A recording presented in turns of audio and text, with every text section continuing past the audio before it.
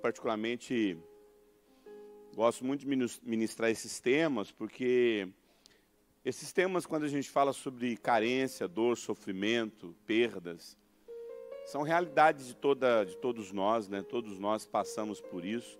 Ninguém está livre de sofrer.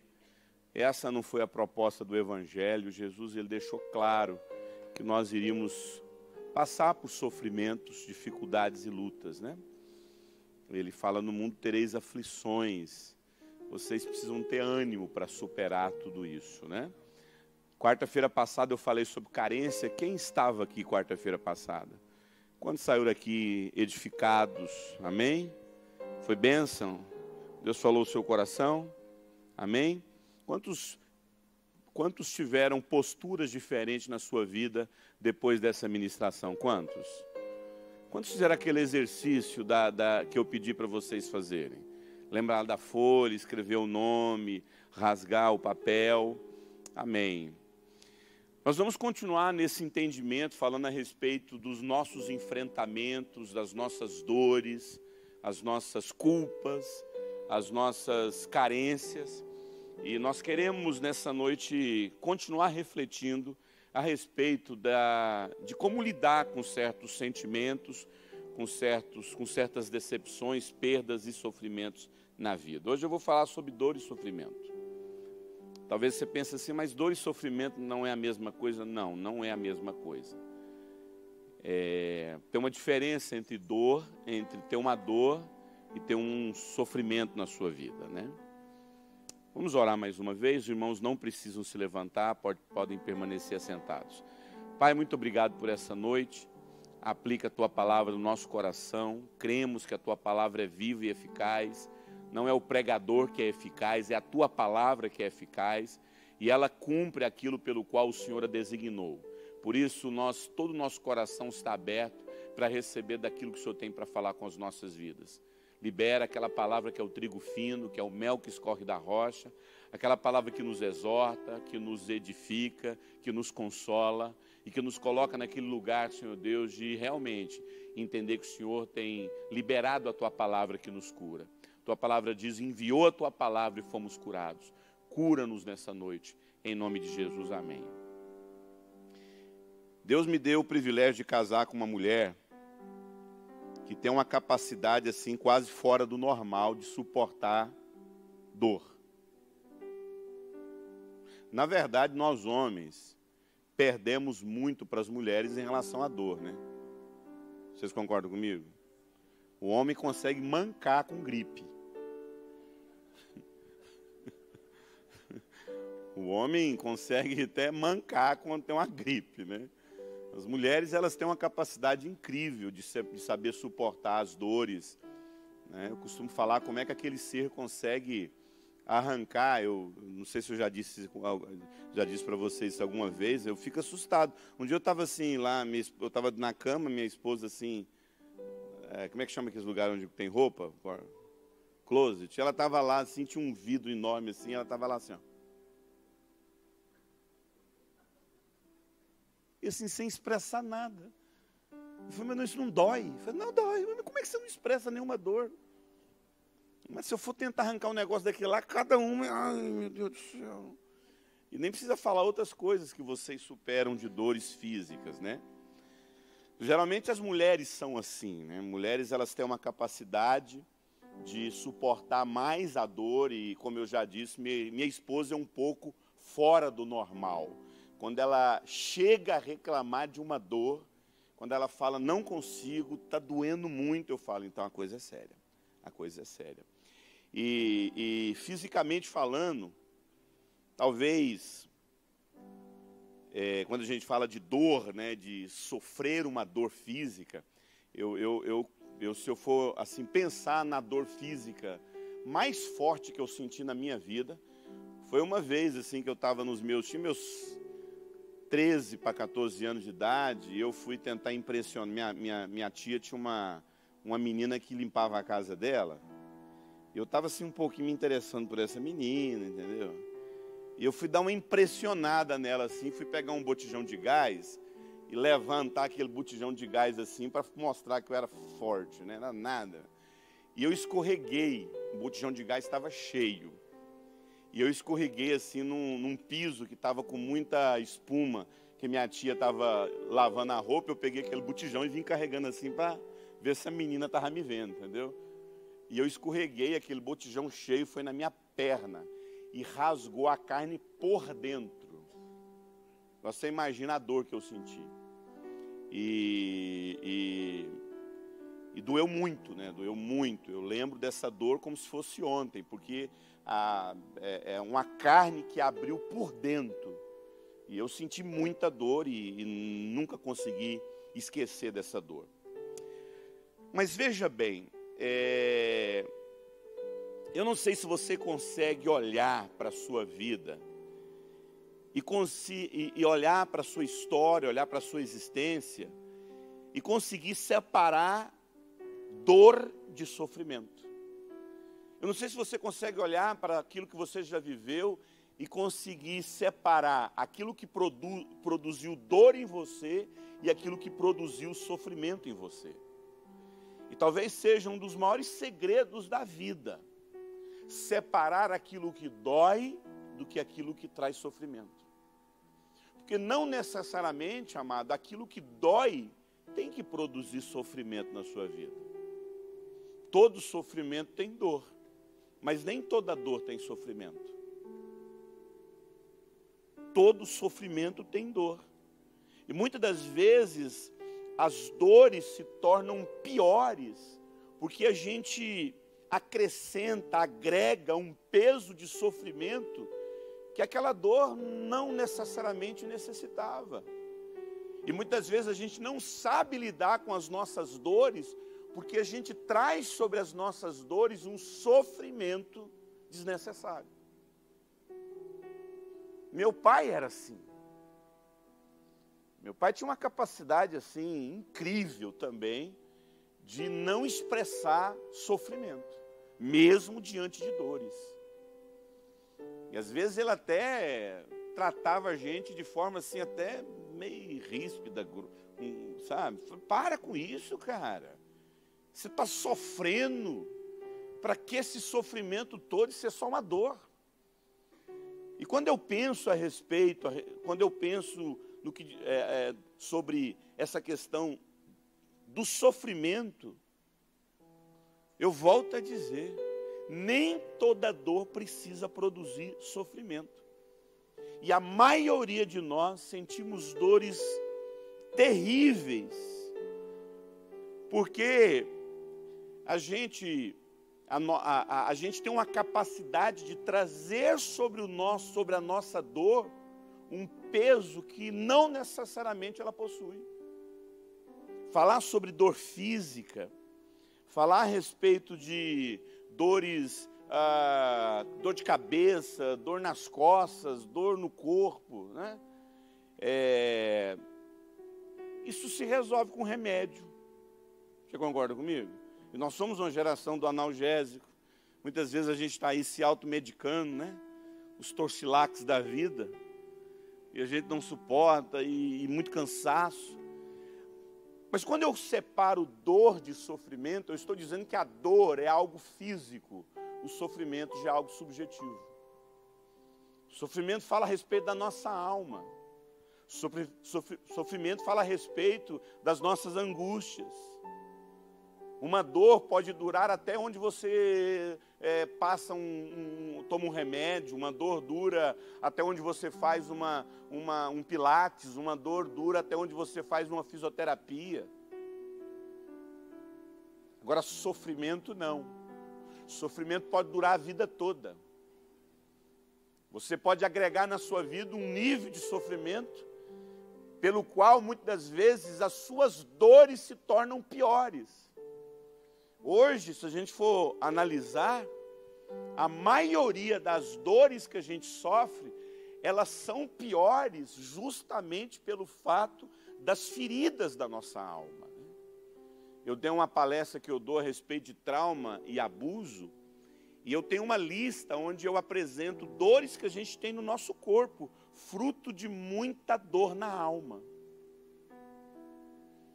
Dores nos rins, dores de cabeça,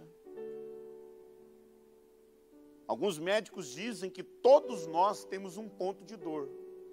Geralmente quando você está angustiado, quando você está magoado, existe uma área no seu corpo que dói. Às vezes o que ataca em você é a região da cabeça.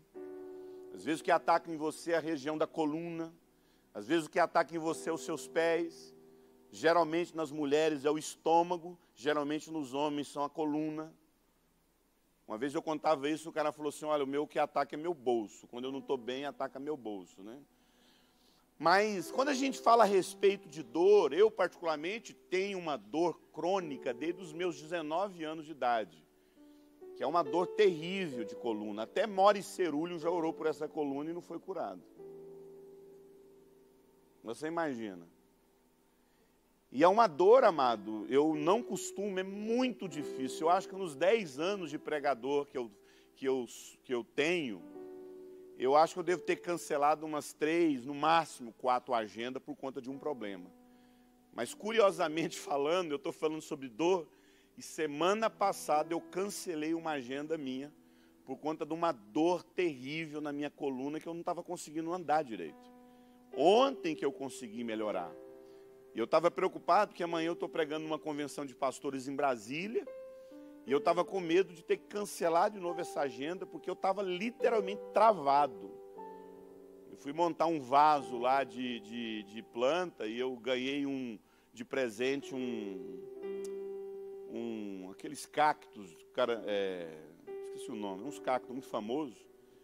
E eu fui plantar aquele cacto e fui pegar aquele vaso e deu aquela ferroada na minha coluna, eu não consegui voltar.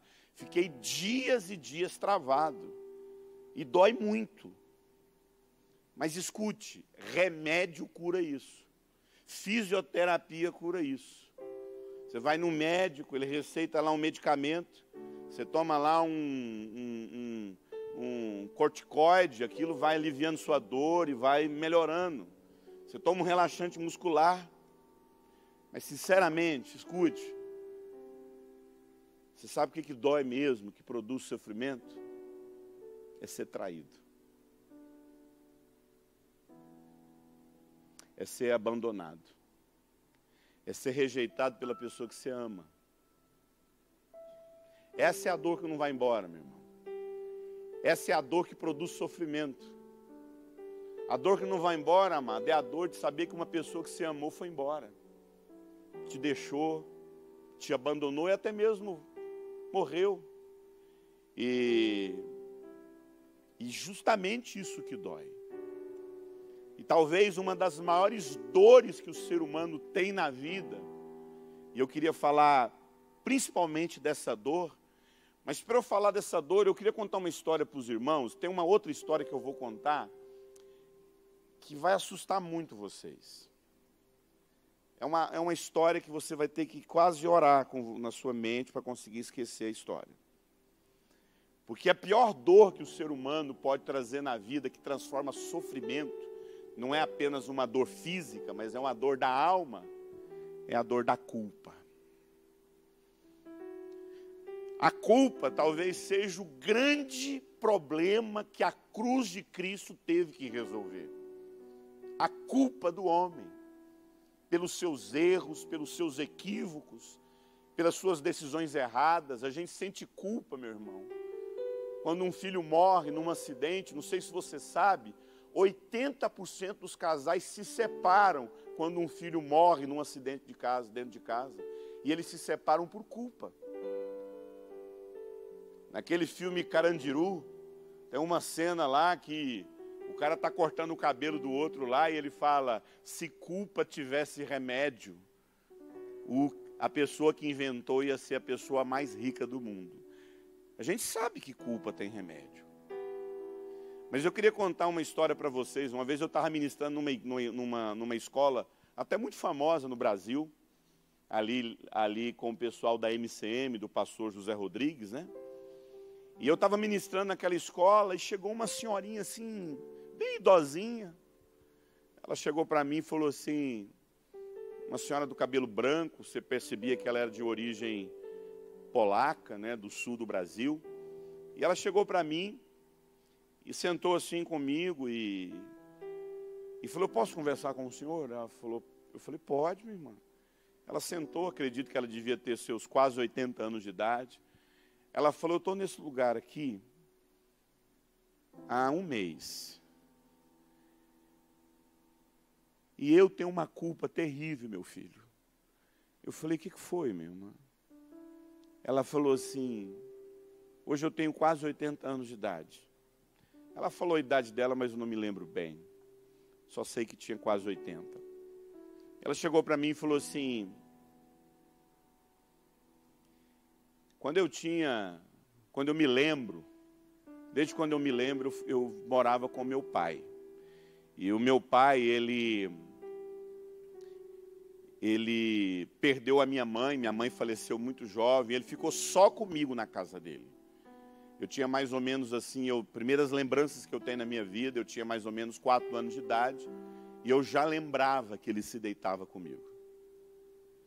A gente morava num lugar muito remoto, muito isolado do Brasil, numa região rural, e desde os 4 anos eu lembro de eu ter relações sexuais com meu pai. E eu lembro que eu cresci com meu pai, ao ponto dele me apresentar como esposa dele. Meu pai me apresentava como esposa dele. Eu vivi dos 4 anos que eu me lembro, porque minha mãe morreu no parto, então ele já cuidava de mim desde bebê. Desde quando eu me lembro, dos 4 anos até os 19 anos, o meu pai me estuprava quase todos os dias. Um dia eu conheci um homem que ele trabalhava lá na fazenda do meu pai, e ele me vendo, esse homem descobriu que eu era filha do meu pai, e meu pai sempre me espancava. Meu pai tinha uma coisa que ele falava, todos os dias eu preciso te bater para você ter medo de fugir daqui, porque se você fugir eu te mato. Para você não contar para ninguém, você é minha esposa, você não é minha filha. E ela começou a me contar, e essa mulher chorava tanto, e ela chorava tanto, e ela pegou e falou assim, e um homem que cuidava lá da fazenda pegou e fugiu comigo. E ele me levou para um outro lugar, e eu lembro quando eu cheguei, imediatamente eu já estava já mocinha, ele pegou uma corrente, amarrou na minha perna, e eu fiquei 5 anos preso àquela corrente. Eu não tinha para onde ir, aquela corrente ia para a cozinha, aquela corrente ia para colocar roupa no varal, aquela corrente ia, sabe, em vários cômodos da casa.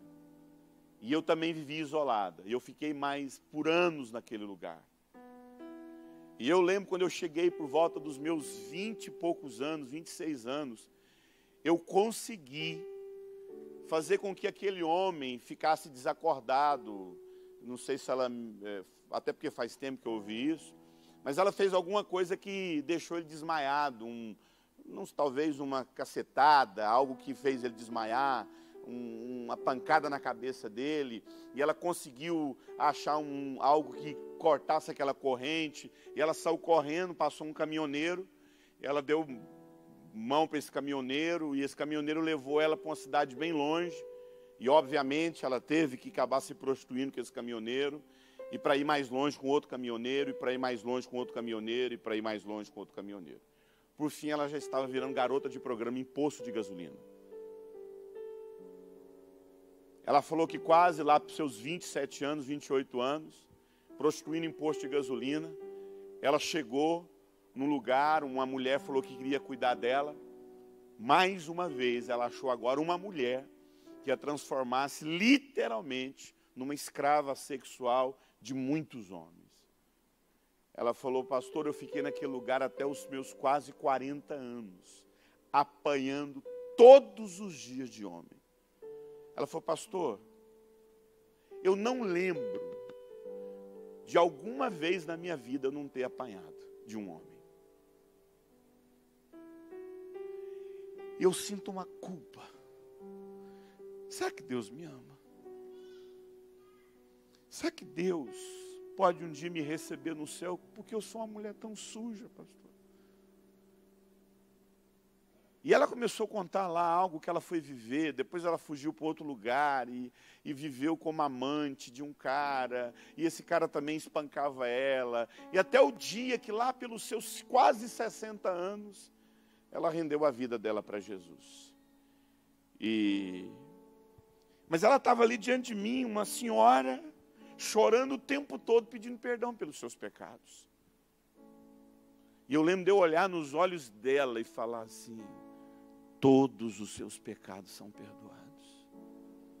Porque você muito amou, os seus pecados são perdoados. Essa mulher nunca conheceu do que é ser amado por um esposo, amado. Essa mulher nunca soube o que era ser digna, cuidada, amada, afirmada, protegida. E eu lembro de eu orar com aquela mulher e eu declarar perdão no coração dela. Sabe, irmãos, a culpa é um dos sofrimentos mais insuportáveis que um ser humano pode carregar. Como eu disse para você, a gente carrega culpa porque não cuidou de alguém, a gente carrega culpa porque o filho foi para um lugar e você não ficou atento, de repente aconteceu um acidente. Eu, particularmente, já carreguei muita dor de culpa. Eu carreguei. Geralmente, pessoas, quando elas perdem um relacionamento e sentem muita culpa, é porque havia muito pecado escondido nesse relacionamento. E eu nunca experimentei algo tão miserável do que a dor do sofrimento da culpa. A culpa é um sofrimento insuportável que a gente pode carregar no nosso coração.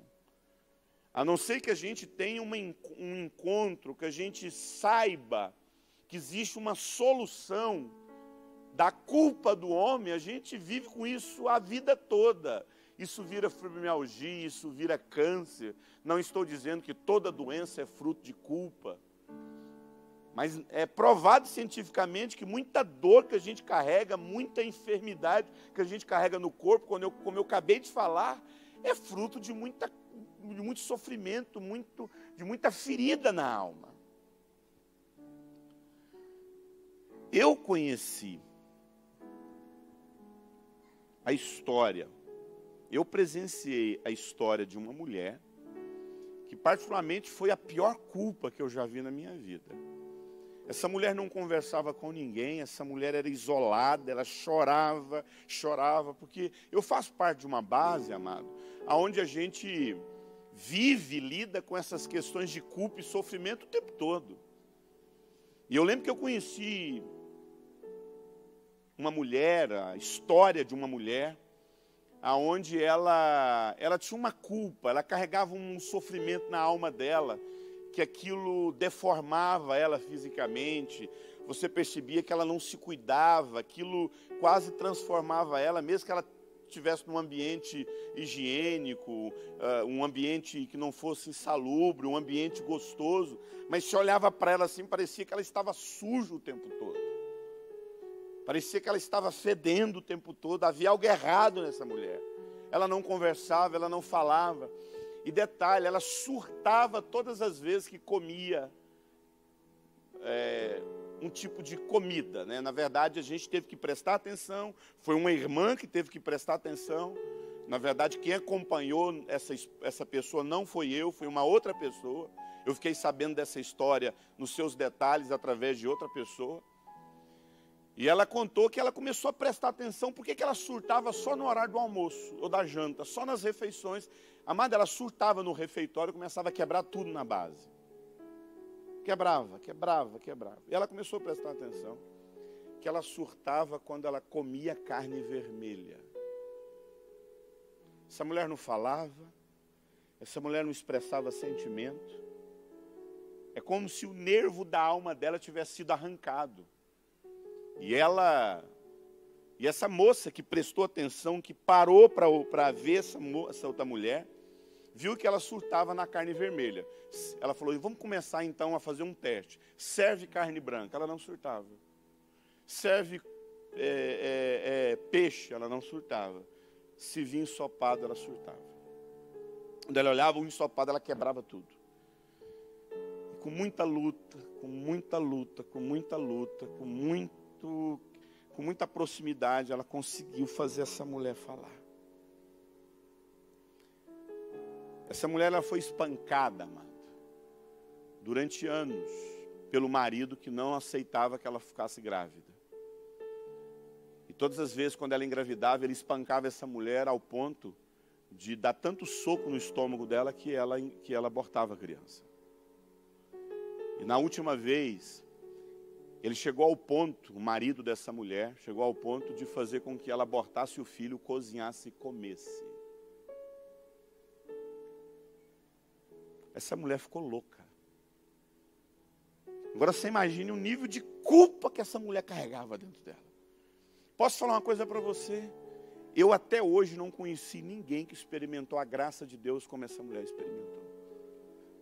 Não existe no mundo alguém que não possa ser alcançado pela consciência de que sou perdoado. Sou perdoado. Meus irmãos, você está diante de uma pessoa. Onde eu estava no meu presbitério, com os pastores, a gente estava conversando, e assim Deus conduziu, eu prego tanto isso, que eu comecei a falar para os pastores lá da minha igreja, era o encontro dos pastores lá. Eu comecei a dar meu testemunho, um irmão começou a perguntar, como é que foi isso lá com seu pai? Seu pai matou seu irmão a facadas. Como é que foi isso? Eu falei, foi assim, foi assim. Foi uma briga, meu irmão estava drogado, e pediu um ovo para minha irmã não cozinhou o ovo, meu pai tinha um supermercado do lado da nossa residência, na cidade de Rio Verde, Goiás, e ali começou uma briga, porque minha irmã chorou, foi até o supermercado, meu pai foi tirar satisfação do meu irmão pegou de uma faca, e veio para cima do meu pai perdeu a cabeça e matou meu irmão. Matou e baixou a porta do supermercado, foi lá na delegacia e falou, vai lá pegar o rapaz que eu matei ele. E eu lembro, amado, quando eu cheguei em Rio Verde, eu morava em Uberlândia na época. E fazia um mês que a tragédia tinha acontecido. Fazia um mês, eu não sabia. Porque eu estava numa viagem missionária, eu estava num campo missionário, e eu não sabia do que estava acontecendo. Mas quando eu cheguei em casa, não tinha celular, não tinha internet, não existia nada disso, né? Eu liguei, meu irmão atendeu, falou, seu pai matou o nosso irmão. Ele nem chamou o nosso pai. Ele falou, como? Eu falei, ele matou o nosso irmão. A 32 facadas ao ponto de arrancar a cabeça dele. O nível da loucura que foi.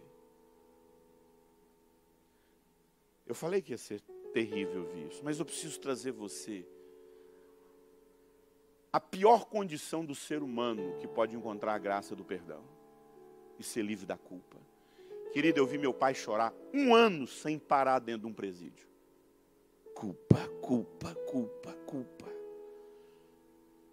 Eu lembro que um dos primeiros livros que eu levei para meu pai foi o Drama de Absalão, a história do Davi com o seu filho Absalão. Eu lembro que eu colocava o banquinho assim do lado da cela do meu pai, e ali eu ficava horas e horas e horas conversando com ele. Vi meu pai chorar,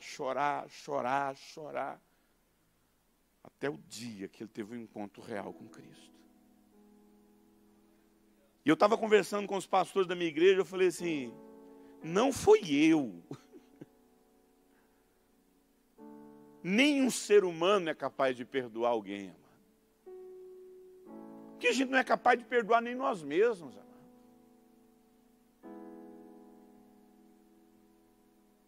Mas a obra da cruz é justamente isso. Derrubar todos os muros de inimizade, destruir os abismos que nos separam. Aí alguém lá no presbitério, ontem à noite, perguntou assim, mas como é que você sente? O que você sentia pelo seu pai? Eu falei, querido, não, na verdade não foi isso. Alguém chegou para mim e falou assim, uma vez eu vi numa pregação sua, que o seu grande amor é seu pai. Porque eu falo, amado, meu grande amor não são meus filhos, meu grande amor não é nem minha esposa. Eu amo a minha esposa de todo o meu coração, eu amo meus filhos, mas o meu grande amor é meu pai. Porque o grande amor na vida de alguém que conheceu a Cristo não é o amor de alguém que te amou e fez algo bom por você. Pensa na pessoa que mais te magoou. Pensa na pessoa que mais te decepcionou. Pensa na pessoa que mais te traiu. Está aí seu grande amor. Está aí seu grande amor. Eu sou o grande amor de Cristo. A humanidade é o grande amor de Cristo. Porque o amor não está em amar quem te ama, é justamente o contrário. Amor, amado, é justamente poder alcançar a culpa do homem. Talvez esse seja o grande segredo. Talvez não é o grande segredo. De que muitas das vezes, amado, a gente não consegue entender que a obra da cruz foi justamente isso, arrancar a culpa do homem. Nós somos incapazes, amado. Eu escrevi um livro onde foi que eu errei. Aí todo mundo que faz meu seminário, eu ministro esse seminário todo final de semana no Brasil inteiro, há 10 anos. Meu filho fala assim: pai, eu sei cada frase sua. O senhor não cansa de falar a mesma coisa? Não, não canso. Não canso. Eu sei que Deus colocou essa palavra no meu entendimento. E eu prego essa mensagem, e todo mundo fica esperando no final da mensagem qual é a resposta para os nossos erros.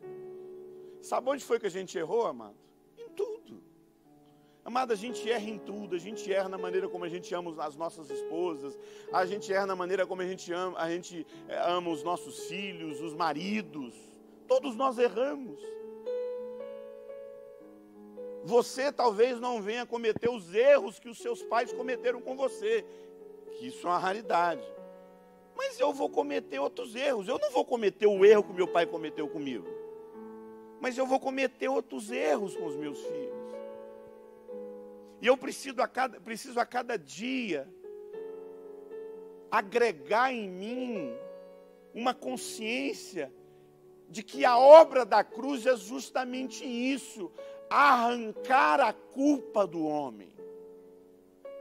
Enquanto existir culpa em você, você não entendeu a obra da cruz. Eu lembro que quando meu pai matou meu irmão, eu lembro que eu morava numa república, lá na cidade de Uberlândia, e eu lembro que eu descia assim, eu estava assim, em estado de choque. Eu desci uma ladeira indo para a rua, e eu lembro que eu sentei assim, comecei a chorar convulsivamente, e subiu um ódio dentro de mim assim, que eu, sinceramente, eu nunca senti tanta escuridão na minha alma como eu senti nesse dia. Uma escuridão assim de desejar maquinar a morte do meu pai. Ah, mas eu tenho um irmão que demorou 15 anos para conversar com meu pai. Deus produziu uma obra maravilhosa na vida do meu irmão, em reencontrar meu pai. Nós éramos 3 rapazes. E eu lembro que eu descia aquela ladeira assim, e eu lembro que eu chorava, e de repente subiu uma escuridão na minha alma, assim, que quase tomou meu ser para odiar meu pai com todas as forças. E quando aquilo foi subindo dentro de mim, amado, eu abri meus olhos, eu não fechei. Eu abri meus olhos, eu vi 3 cruzes na minha frente. E havia no meio daquela cruz Jesus Cristo, e havia 2 ladrões, um à sua direita e outro na sua esquerda. E eu lembro que eu olhei de novo, e quando eu olhei, havia 32 facadas no corpo de Cristo. E o pescoço dele estava cortado. Exatamente a morte do meu irmão. Você sabe o que eu ouvi? Querido, eu ouvi uma voz falando comigo. Se você não perdoar o seu pai, você está dizendo que eu não morri por ele na cruz. Quando nós não perdoamos alguém, quando nós não perdoamos a nós mesmos, nós estamos dizendo que o sacrifício de Cristo foi inútil. Porque a obra de Cristo é tirar a culpa do pecado do homem. Creiam nessa mensagem. Todos os pecados foram perdoados. Toda culpa foi perdoada.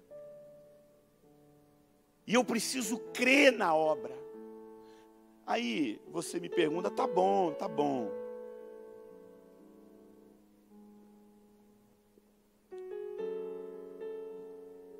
Então me responda, Eurípides.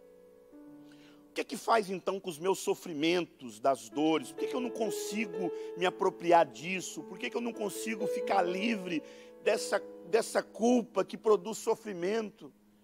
E as dores que eu sinto não são nada diante desse sofrimento que eu tenho dentro de mim. O sofrimento de ter traído essa mulher. Tem gente aqui, amado, que traiu a esposa. E carrega dentro de si uma culpa terrível. Onde eu estava com a cabeça que eu fiz isso? Tem mulheres aqui que se sentem culpadas, porque não tem tempo para cuidar dos seus filhos, não tem tempo para visitar seus parentes. Tem gente aqui que tem culpa por roubos. Tem gente aqui que tem culpa por assassinato. Eu acho que uma das coisas mais difíceis na vida de um pastor é quando ele está diante de alguém que carrega diante dele a culpa por um assassinato. Uma vez eu aconselhei um rapaz que ele matou o próprio irmão. E estava fugindo do mundo. E era fugitivo pelo mundo. Uma vez eu conversei com uma pessoa que ele era assaltante em Brasília. E ele foi pegar uma bolsa de uma pessoa, e a pessoa não entregava a bolsa, e de repente a pessoa puxou a bolsa, e ele estava assaltando a pessoa saiu correndo e ele atirou nas costas da pessoa. Pegou a bolsa e foi embora. Esse rapaz se converte genuinamente ao Senhor Jesus, vai para uma casa de recuperação se livrar das drogas, se torna um obreiro, se torna um missionário. E quando ele é restaurado, ele vai trabalhar numa papelaria. E o dono da papelaria é um cara paralítico. Só que ele não consegue fazer uma ligação com a outra. Porque afinal de contas se passaram mais de 15 anos quando ele se encontrou com esse homem, dono da papelaria. E ele pregou para esse cara, evangelizou o dono da papelaria converteu. No dia do batismo dele, ele foi o cara que batizou o dono da papelaria. E ele me contando assim, que teve um dia que ele conversou, como é que ele ficou aleijado. Ele contou, não, foi um assalto, uma vez na rodoviária de Brasília. Ele lembrou da cena. Amado, ele sentiu tanta culpa, que ele pediu conta, nunca mais voltou lá.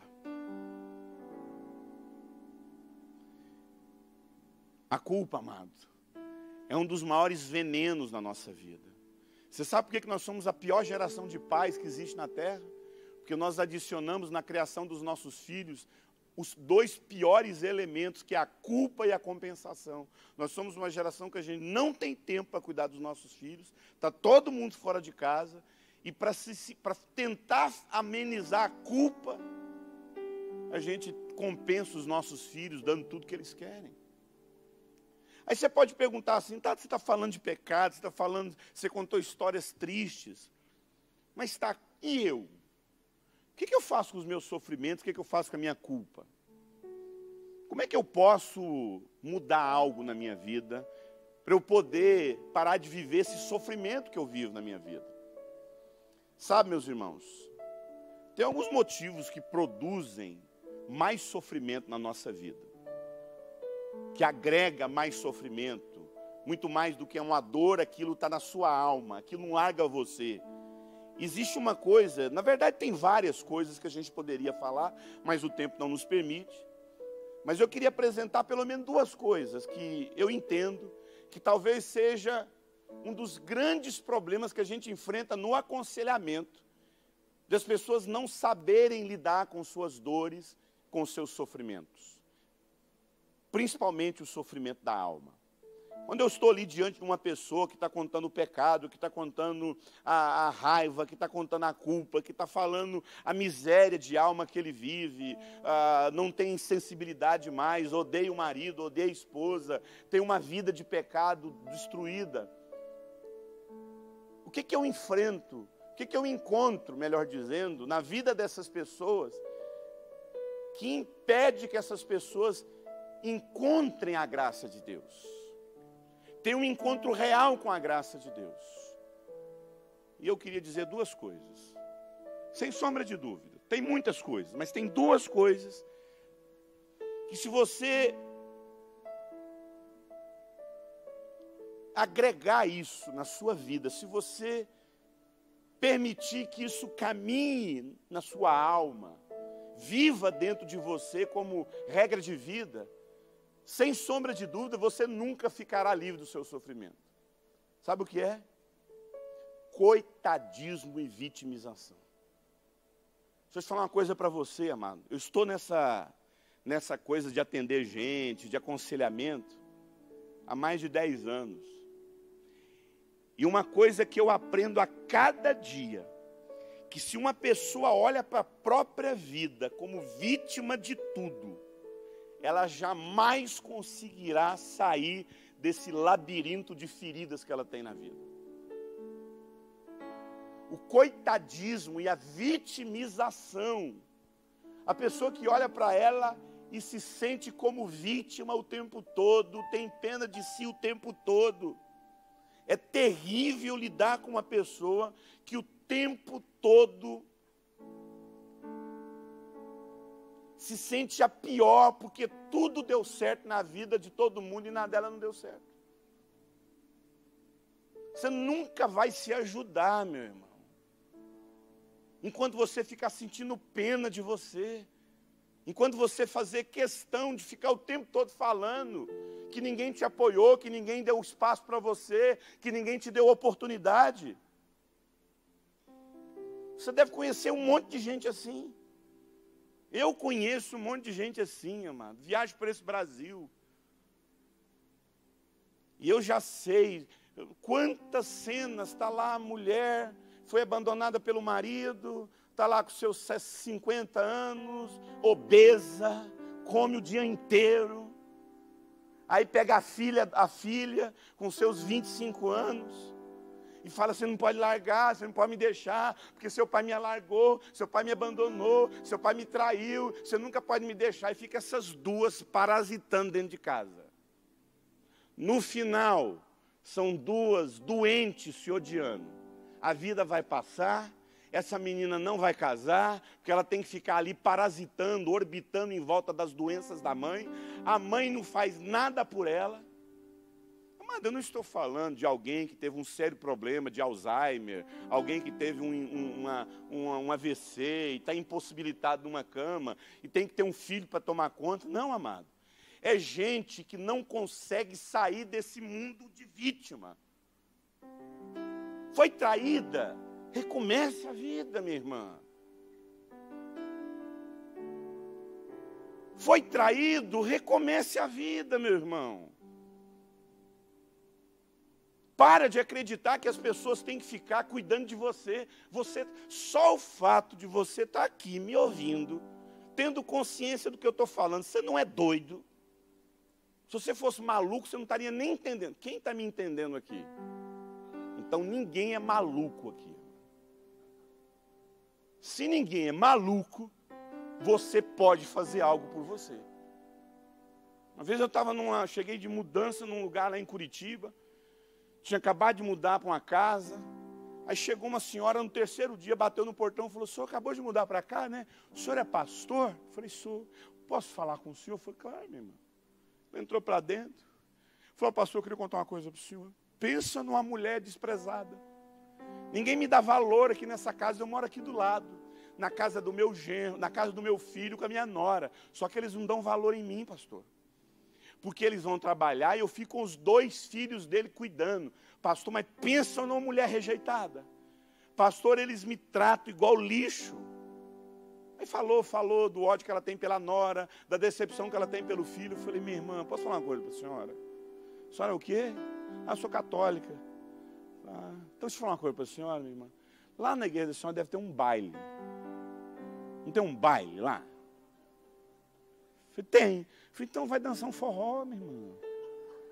Conhece um velho. Vai cuidar da senhora. E o seu filho não tem coragem de mandar a senhora embora, a senhora tem capacidade. Você sabe por que está todo mundo tratando a senhora assim? Porque ninguém te suporta.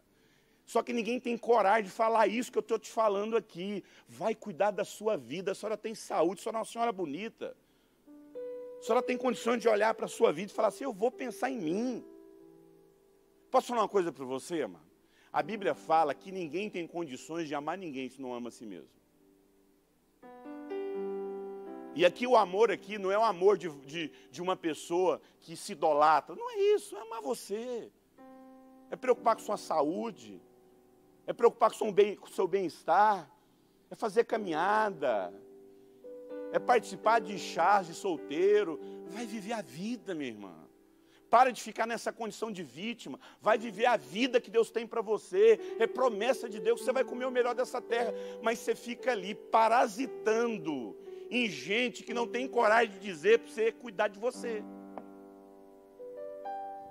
Vitimização é a pior ferida, não é ferida, é o principal bloqueio nas pessoas que não sabem ficar livre do seu sofrimento. Pena de si mesmo. Mas nem Deus tem pena de você, sabia? Mas que Deus tem misericórdia de sua vida, pena não tem. Pena a gente sente por um mendigo que está lá na rua, você sente pena dele, não sente? Mas você vai pegar essa pessoa e mudar a história dela, levar para sua casa, dar banho nessa pessoa, dar um emprego para essa pessoa. Você vai fazer isso? Não, você sente pena dessa pessoa. Misericórdia é quando eu coloco meu coração naquela pessoa e tenho a disposição de ajudá-la. Deus tem misericórdia, Deus não tem pena da gente. Quando eu falo isso, eu lembro de uma história que eu vivi, quando eu estava começando o meu processo de transformação, que uma das primeiras coisas que Deus curou em mim foi a ideia de eu sair do meu mundo de coitadismo. Volto a repetir. Você nunca vai saber, você nunca vai ficar livre do sofrimento da sua alma, das misérias que estão na sua vida, se você não desistir dessa ideia que as pessoas têm que ouvir o tempo todo que ninguém faz nada por você. Meu irmão, quem tem que fazer algo por você é você mesmo. Não existe no mundo alguém, além de Deus, que possa fazer algo por você que não seja você. É você, meu irmão. Você que tem que dar um primeiro passo em sair desse mundo de vitimismo. Eu sempre conto a história de um pastor, quando eu estava vivendo um processo de restauração. Não sei se eu já contei essa história aqui para vocês. Um pastor foi contar uma história para mim lá, que ele estava acabando de vir de uma situação muito difícil, aonde ele teve que literalmente levar uma família para amputar a perna do filho. Deu uma trombose lá no pé do rapaz e tinha que amputar do joelho para baixo, e a família chorando, a família chorando, a família chorando, a família chorando. E o médico falava: queridos, hoje nós temos recursos que podem fazer esse menino ter uma vida saudável, sem nenhum problema. Se ele ficar com esse pé aí, ele vai morrer, isso vai entrar na corrente sanguínea dele, vai matá-lo. Vamos arrancar essa perna. Porque o mais importante é a vida dele, o mais importante é a vida dele. Querido, quando foi fazer o exame, o negócio tinha subido para a perna, tinha que arrancar a perna dele, não era mais abaixo do joelho. Aí que a família desesperou mesmo. Falei, meus queridos, o povo desesperado, não, gente, vamos amputar essa perna logo. Amado, sabe o que Deus falou comigo? Eurípides, eu não tenho dó de você. Como esse médico. O que tiver de arrancar da sua vida, eu vou arrancar para te salvar. Amado, nem Deus tem dó de você. E muitas vezes a gente fica aí nesse mundinho, não, Deus, não posso ficar sem isso, não posso ficar sem isso. Deus quer literalmente tratar você em situações para tirar você desse mundo de coitadismo e vitimização. Pena de si mesmo. É algo que, humanamente falando, é impossível de resolver qualquer problema quando a pessoa só fica sentindo pena de si mesmo. Não há possibilidade de transformação na vida de alguém, na vida de uma pessoa, enquanto ela afunda na ideia que todo mundo consegue ter oportunidade e ela não. Todo mundo consegue vencer na vida e ela não. Você não vai fazer nada por você. Mas finalizando, indo aos finais.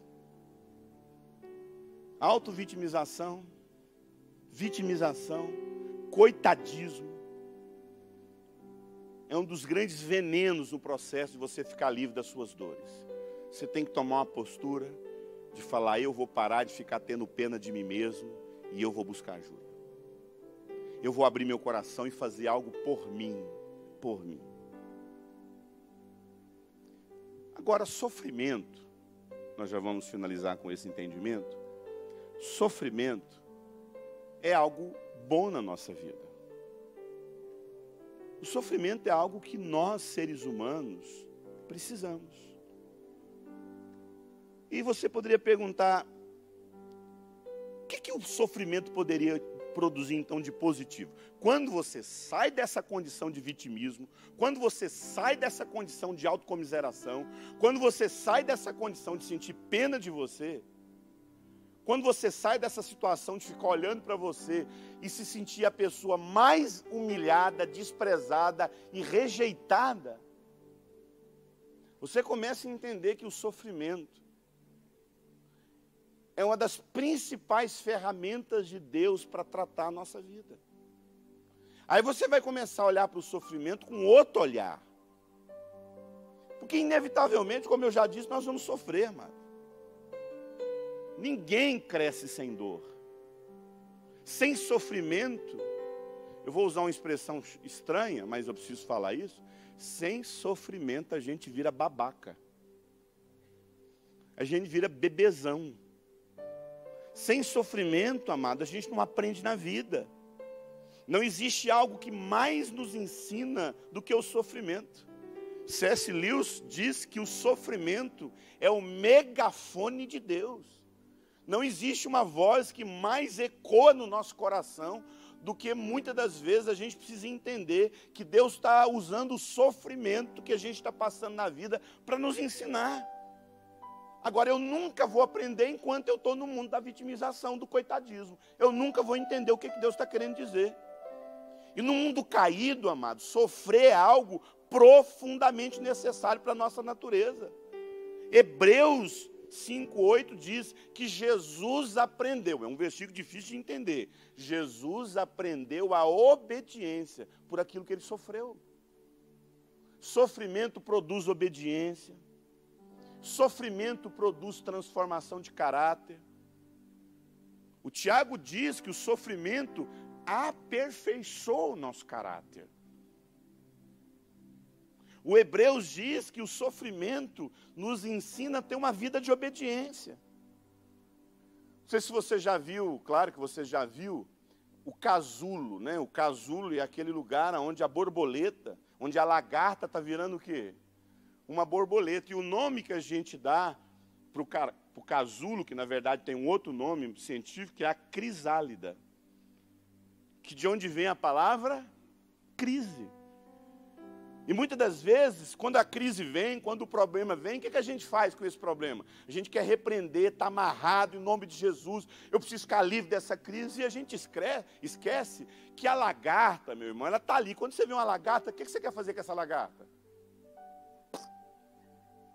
Você pega uma lagarta, coloca num quadro, coloca lá na sua casa, olha que lagartão mais lindo. Você faz isso com a lagarta? Você faz isso com o quê? Com a borboleta. Todo mundo que vê uma borboleta, que lindo. Quando você vê uma lagarta, você quer pisar, sim ou não?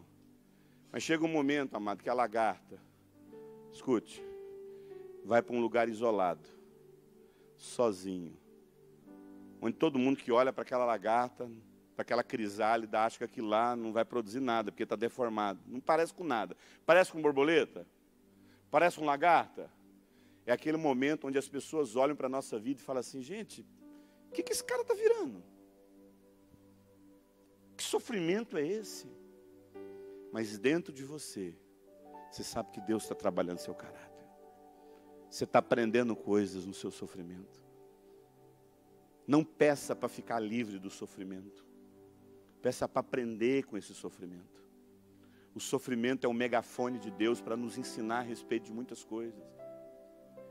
E se tem um texto que para mim exemplifica tudo isso, é o texto, vou pedir para você abrir, você apenas ouça, que diz em 2 Coríntios 12, 7, que o Paulo fala, para impedir que eu me ensoberbecesse, por causa da grandeza das revelações, foi-me dado um espinho na carne, um mensageiro do capeta, do Satanás. Amado, é eu que interpretei ou a Bíblia fala que é o mensageiro do Satanás? Hã? Foi eu que interpretei ou a Bíblia fala que é um mensageiro do Satanás? Está escrito mensageiro do diabo. Para me atormentar, no outra tradução fala esbofetear. Agora dorme com esse barulho. Porque, então, se foi colocado é porque ele não tinha. Por que foi colocado esse espinho na carne do Paulo? Por que foi colocado? Alguém poderia dizer em voz de muitas águas aí? Hã? Não. Hã? Porque ele teve uma revelação de Deus. Agora dorme com esse barulho, gente. Você tem uma revelação que ninguém entendeu. Você viu que ninguém viu. Você é arrebatado, vê coisas maravilhosas.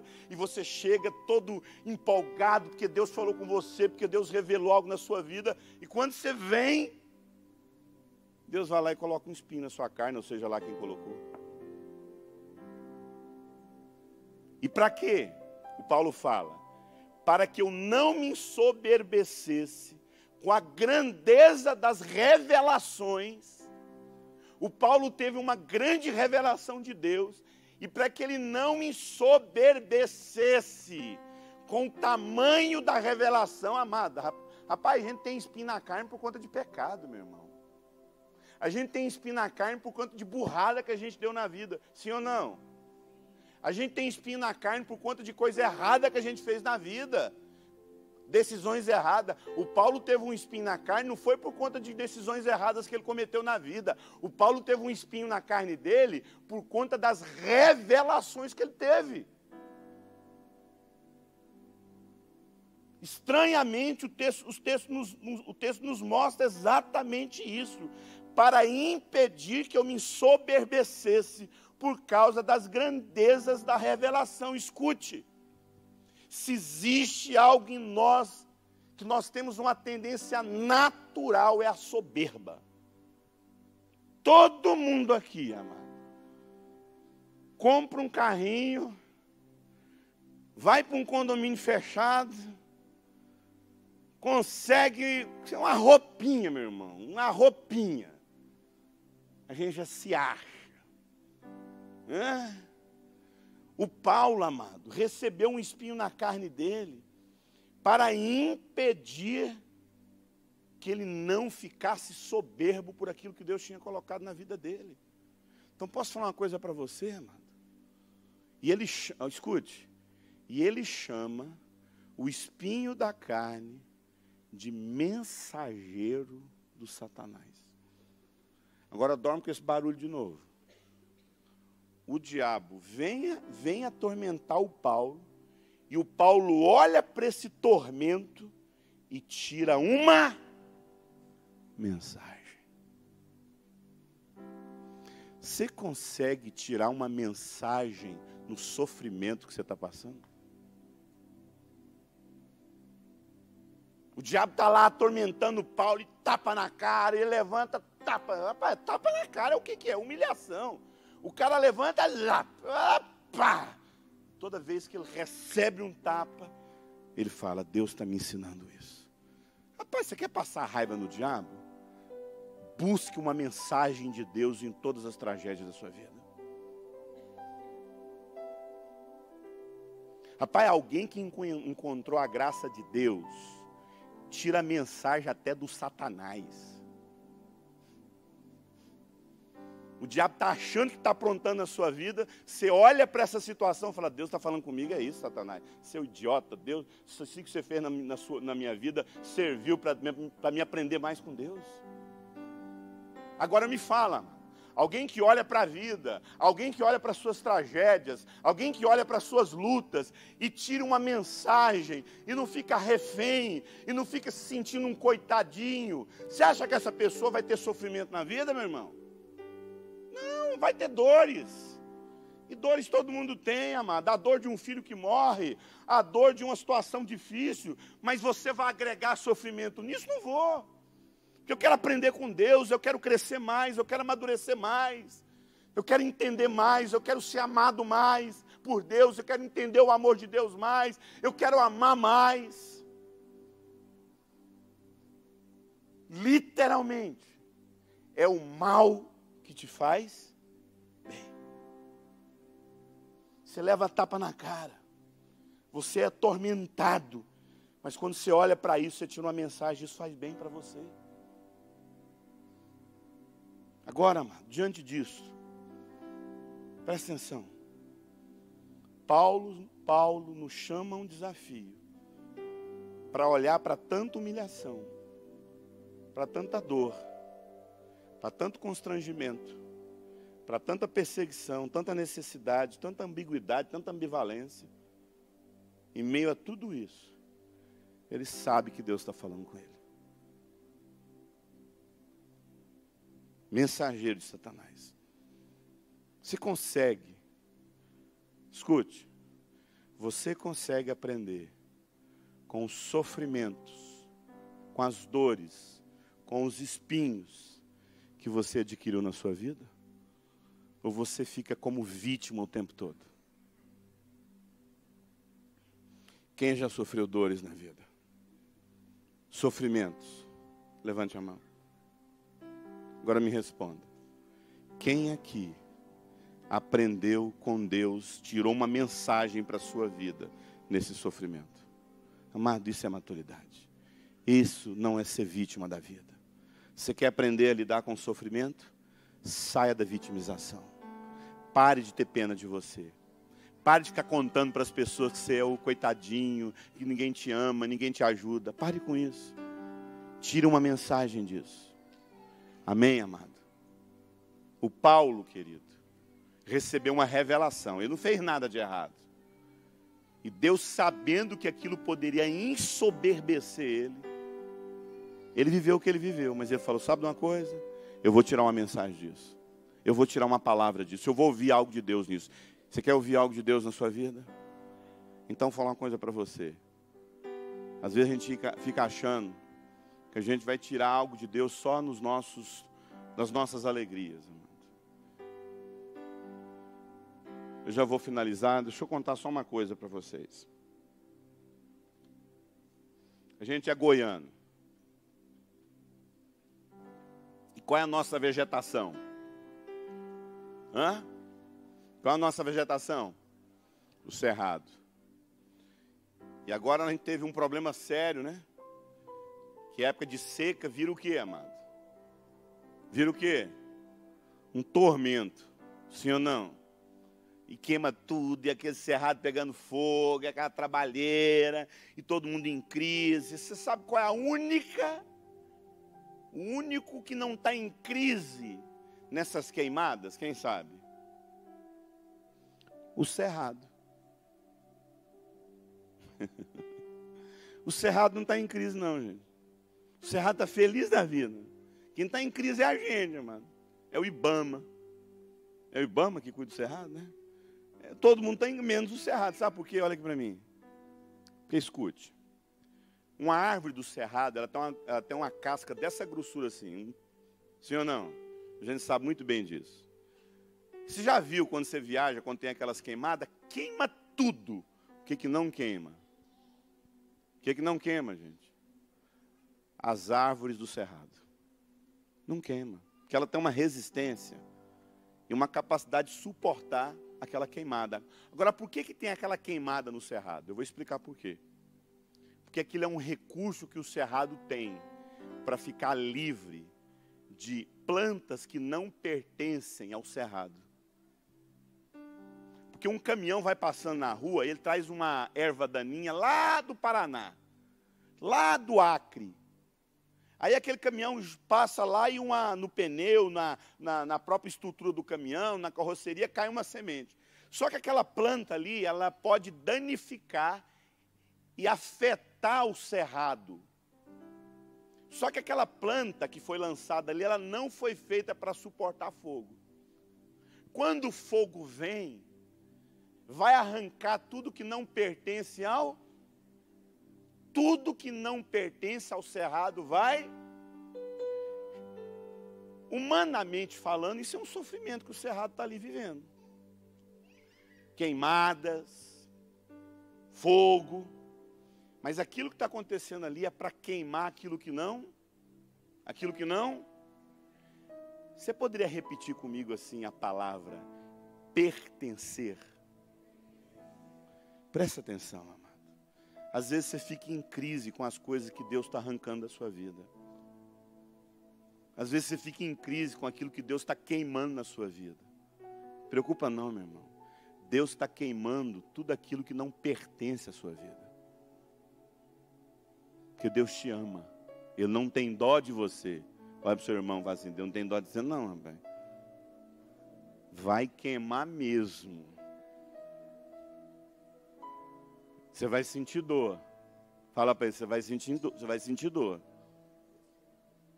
Olha para o seu irmão e fala assim, você vai sentir dor. Mas só tem uma coisa. Só você escolhe sofrer. Amém, amado? Se você se manter como vítima na vida, você vai sofrer aquilo que Deus quer queimar na sua vida. Deus quer tirar na sua vida.